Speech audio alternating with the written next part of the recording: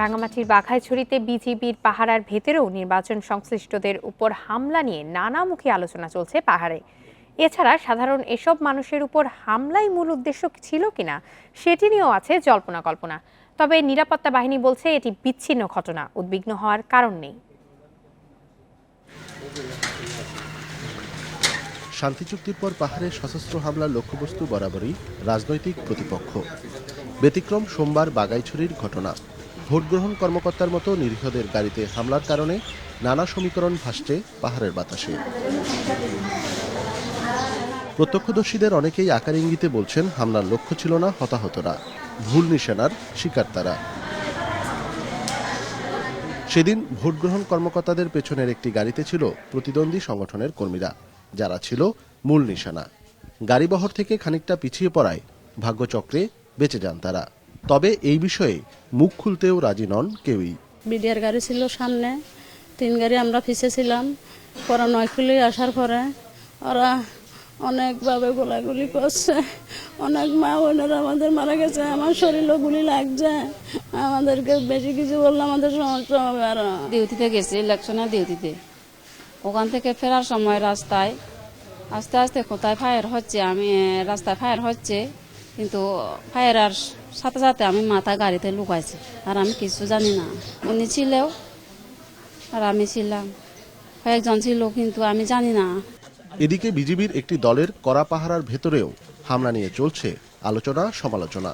BGB গাড়ি আগে চলে আসছে। কত দূর দূরত্ব ছিল আপনাদের গাড়ি? আমাদের গাড়ি 10 হাত দূর ছিল এখানে।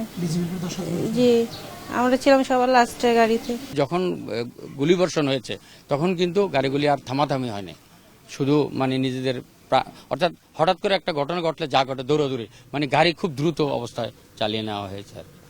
তবে হামলাকে বিচ্ছিন্ন ঘটনা হিসেবেই দেখছেন আইন রক্ষা বাহিনী।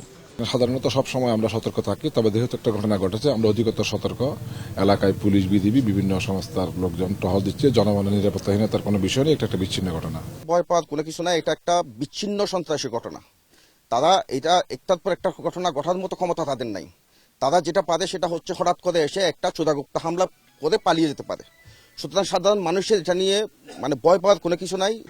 গেল সোমবার রাঙামাটির বাঘাইছড়িতে উপজেলা নির্বাচন শেষ করে ফেরার সময় সন্ত্রাসীদের গুলিতে প্রাণ হারান 7 জন।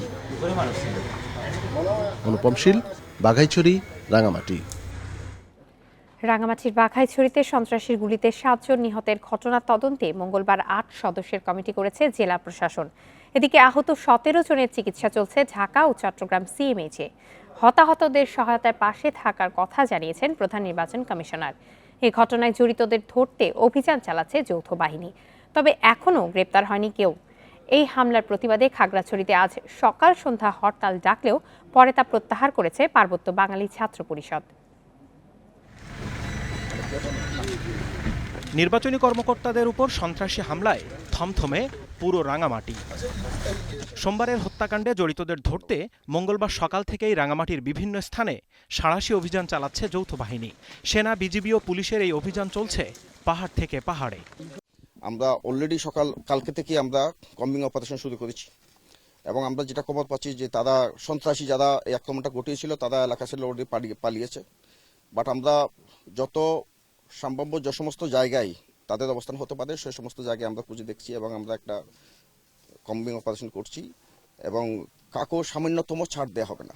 হামলায় আহত 17 জনের মধ্যে 7 জনের চিকিৎসা চলছে ঢাকার সম্মিলিত সামরিক হাসপাতালে। তাদের অবস্থা গুরুতর। বাকি 10 জনকে ভর্তি করা হয় চট্টগ্রাম সম্মিলিত সামরিক হাসপাতালে। 3 জনের অস্ত্রোপচার হচ্ছে, আর 7 জন ইতিমধ্যেই তাদের চিকিৎসা করা হয়েছে। যতটুকু প্রয়োজন তারা সবাই ভালো আছেন, স্যার কথা বলছেন। এদিকে মঙ্গলবার সকালে আহতদের দেখতে চট্টগ্রামে যান প্রধান নির্বাচন কমিশনার KM নুরুল হুদা। এ সময় হামলার ঘটনা তদন্তে আইনশৃঙ্খলা বাহিনীকে নির্দেশ দেওয়ার কথা জানান তিনি। হতাহতদের নির্বাচন কমিশন আর্থিক সহায়তা দেবে বলেও জানান সিইসি। যদি নির্বাচনের অনিয়ম হয়ে থাকে সেটার প্রতিশোধ তো কতগুলো মানুষের জীবন নিয়ে হয় না। আমরা পুলিশকে তদন্তের জন্য নির্দেশ দিয়েছি, তারা তদন্ত করলে বেরিয়ে আসবে কারা করেছে। সোমবার উপজেলা নির্বাচনে ভোট গ্রহণে দায়িত্ব পালন শেষে ফেরার পথে দীঘিনালা মারিশা সড়কের 9 মাইল এলাকায় নির্বাচনী কর্মকর্তা ও আইনশৃঙ্খলা বাহিনীর সদস্যদের ওপর গুলি চালায় সন্ত্রাসীরা। এতে নিহত হন 7 জন। Zahidul Bashar, Independent news desk.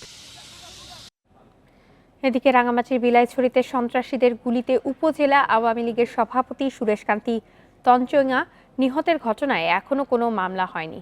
এ ঘটনায় জড়িত কেউ আটক হয়নি এখনো। হত্যার প্রতিবাদে সকাল থেকে বিক্ষোভ কর্মসূচি পালন করছে জেলা আওয়ামী লীগ। হত্যাকারীদের দ্রুত গ্রেপ্তার করা না হলে কঠোর কর্মসূচি দেওয়ারও হুঁশিয়ারি দিয়েছেন নেতারা। মঙ্গলবার সকালে ফারওয়া ইউনিয়ন থেকে পরিবার নিয়ে নৌকা করে বিলাইছড়িতে যাওয়ার পথে সন্ত্রাসীদের গুলিতে নিহত হয় সুরেশকান্তি তঞ্চঙ্গা। এ হত্যাকাণ্ডের জন্য সন্তু লারমার নেতৃত্বাধীন জনসংহতি সমিতি জেএসএসকে দায়ী করেছে জেলা আওয়ামী লীগ। এদিকে রাঙামাটি জেনারেল হাসপাতালে ময়নাতদন্ত শেষে সুরেশের মরদেহ পরিবারের কাছে হস্তান্তর করেছে পুলিশ।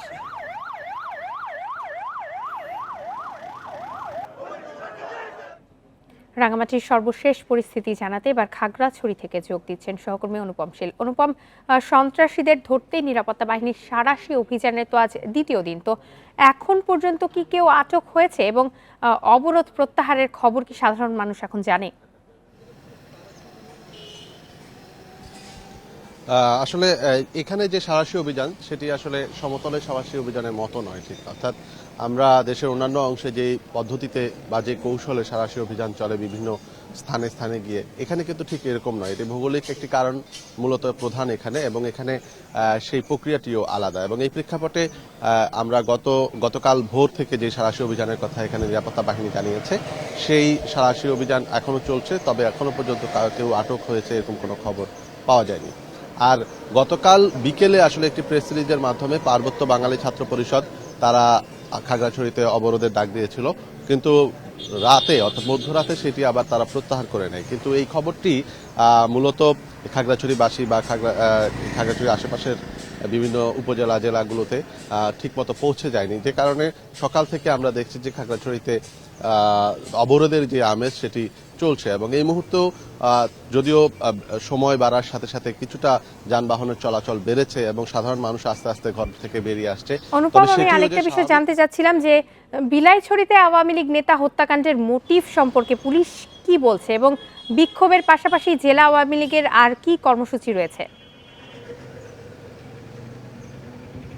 আজকে শুধু বিক্ষোভের কর্মসূচি রয়েছে, এর বাইরে আর কোনো কর্মসূচি নেই। আর হত্যাকাণ্ডের যে মোটিভ সেটি মূলত বোঝাই যাচ্ছে এটি একটি রাজনৈতিক হত্যাকাণ্ড, কারণ সে আসলে যে কাপ্তাই লেক দিয়ে যে মূলত বোটে করে এক স্থান থেকে অন্য স্থানে যাচ্ছিলেন এবং তাকে ডেকে নিয়ে, এবং আগে থেকে তারা ওয়াকিবহাল ছিলেন যে সে মূলত সেই রাস্তাটি ব্যবহার করেই যাবে, এবং তাকে ডেকে নিয়ে একেবারে সরাসরি গুলি করে হত্যা করা হয়। এবং এক্ষেত্রে মূলত যে ধারণাটি আইনশৃঙ্খলা রক্ষাকারী বাহিনী করছে সেটি হচ্ছে বাঘাইছড়িতে যে নৃশংস হত্যাকাণ্ডের ঘটনাটি ঘটেছে 7 জনের মতো, সেই হত্যাকাণ্ডের জায়গা থেকে হয়তো দৃষ্টি অন্যদিকে সরানোর একটি কৌশল, এটি পুরোপুরি আইনশৃঙ্খলা বা রক্ষাকারী বাহিনীর ধারণা, তা হিসেবেই মূলত রাঙামাটির সেই হত্যাকাণ্ডটি ঘটে থাকতে পারে। তবে এক্ষেত্রে আসলে মূলত যারা রাঙামাটিতে এই হত্যাকাণ্ডটি ঘটিয়েছেন তারা কি আবার বাঘাইছড়ি ঘটনার সাথে সম্পৃক্ত কিনা সেটি নিয়েও আসলে বিভিন্ন ধরনের আলোচনা রয়েছে।